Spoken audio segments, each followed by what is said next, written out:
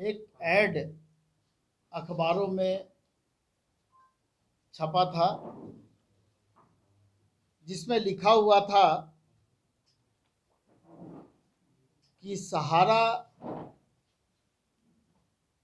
के अंदर में जो निवेशक हैं, जो निवेश किए हैं, जो भुक्तभोगी हैं, उनके पैसे का भुगतान जल्द से जल्द कराया जाएगा। ये भारतीय जनता पार्टी के द्वारा ये इश्तेहार जारी किया गया था। साथियों, आप लोग सुब्रत राय से भी भली भांति अवगत होंगे, जिनको कि सहारा श्री के नाम से ये देश जानता है। और आज स्थिति ऐसी है कि जिस भारतीय जनता पार्टी के द्वारा ये एडवर्टीजमेंट जारी किया गया और आज जो देश के गृह मंत्री हैं अमित शाह जी,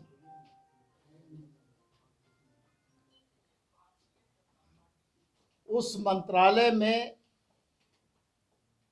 या यूं कहें कि उस विभाग का मंत्री स्वयं अमित शाह जी हैं, जिसे सहकारिता विभाग हम लोग कहते हैं। सहकारिता मंत्री के रूप में भी हम लोग अमित शाह जी को जानते हैं। और ये पूरा मामला जो घोटाले का है वो उस विभाग से जुड़ा हुआ है। और आज इस बात को हम लोगों ने इसलिए आपके सामने रखने का काम किया है कि हमारे झारखंड में लगभग 1.5 करोड़ लोग इस सहारा के घोटाले के शिकार हुए हैं। और यहाँ के उन 1.5 करोड़ लोगों का लगभग 20,000 करोड़ रुपया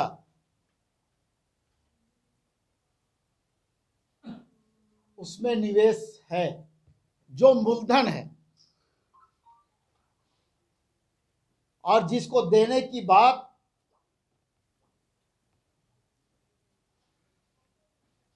भारतीय जनता पार्टी कर रही है।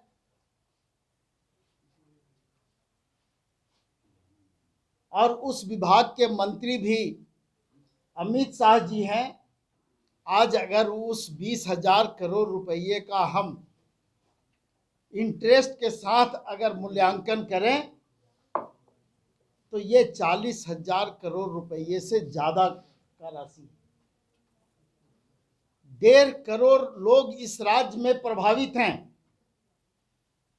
उनका पैसा सहारा के घोटाले में लूट लिया गया, यूं हम लोग कह सकते हैं।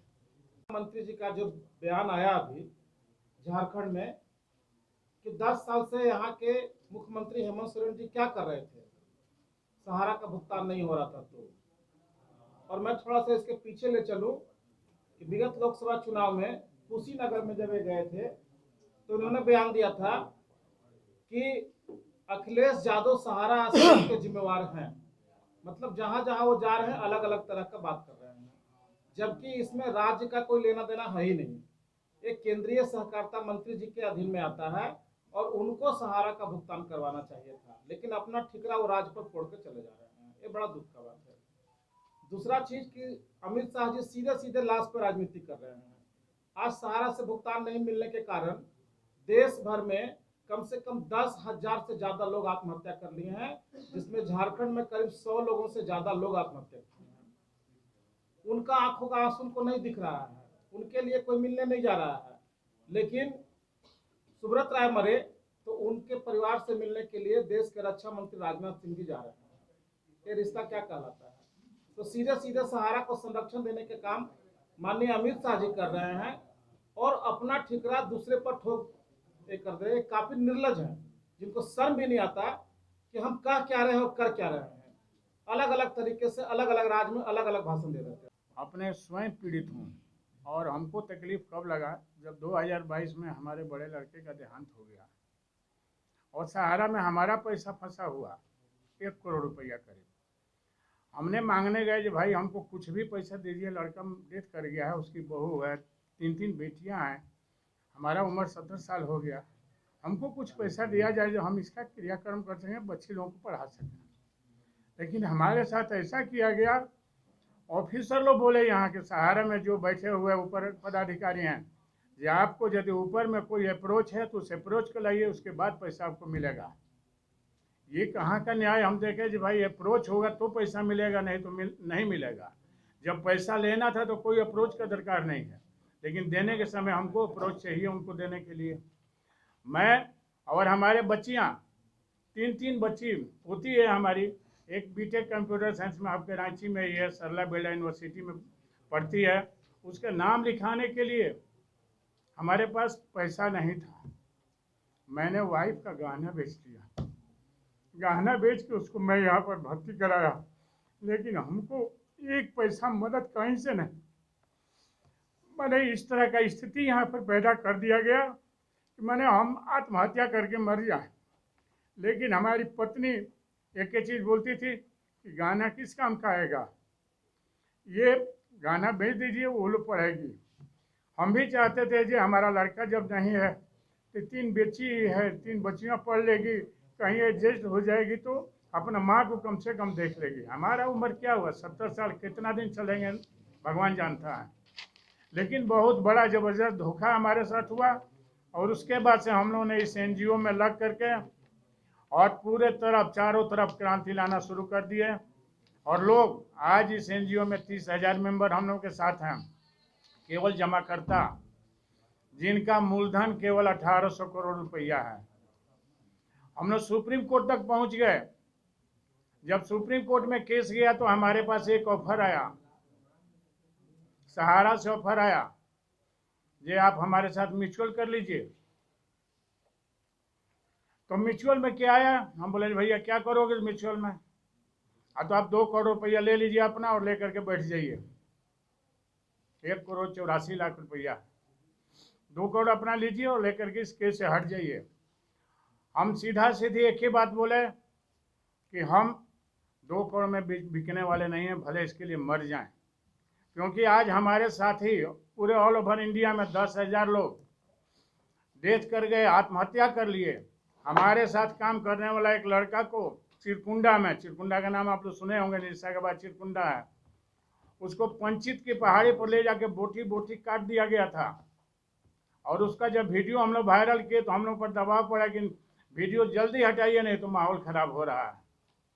इतना दबाव हम लोग के साथ चलता था और इतना दबाव में आज भी हम लोग जी रहे हैं। लेकिन हम लोग हार मानने वाले नहीं हैं। लड़ते लड़ते आज जब झारखंड में निकला कि नहीं हमारी सरकार बनवा दीजिए, मैं सहारा का पाई भुगतान करूंगा, क्या उनका सरकार नहीं है दिल्ली में? क्या झारखंड की सरकार जाकर के पैसा भुगतान करेगी? मैं अमित शाह जी से पूछना चाहता हूं कि आप सहकारिता मंत्री हैं और क्यों नहीं इसको पैसे का भुगतान हो रहा है? हम लोग वहाँ से करके हमारे जो MLA थे वहाँ पर, भूतपूर्व MLA अरूप चटर्जी जी, जो कि अभी माले में मिले हैं और नहीं ठीक है, और हम उनको समर्थन किए, वहाँ पर समर्थन किए।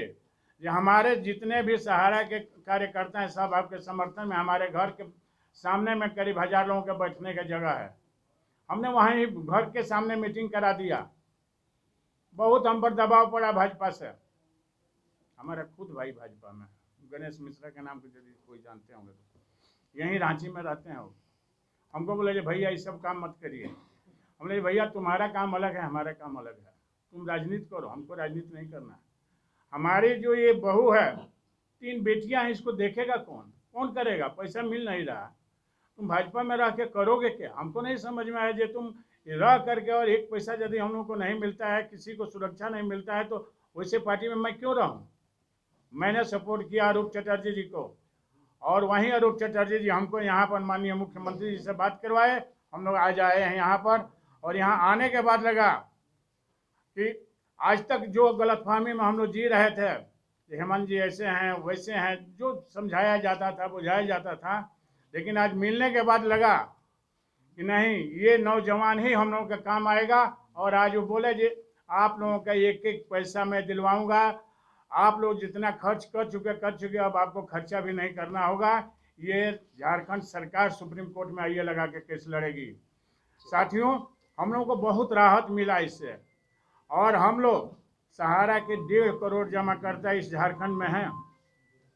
कल से हम लोग बिगुल फूंक दिए हैं। ये बिगुल जो मोमेंटो में चला जाता है, यहाँ के मैनिफेस्टो में चला जाता है, एक एक घर से हम लोग घूम करके यहाँ पूरे झारखंड में हम लोग की पार्टी बैठी हुई है, और हम लोग सब जगह जा करके मिल करके काम करवाएंगे। और किसी भी कीमत पर हमारी झामुमो की सरकार भी बनेगी। मैं ये वादा करता हूँ आप लोगों से, जो हमारे क्षेत्र से अरूप चौधरी जी निकल रहे हैं। धन्यवाद सर।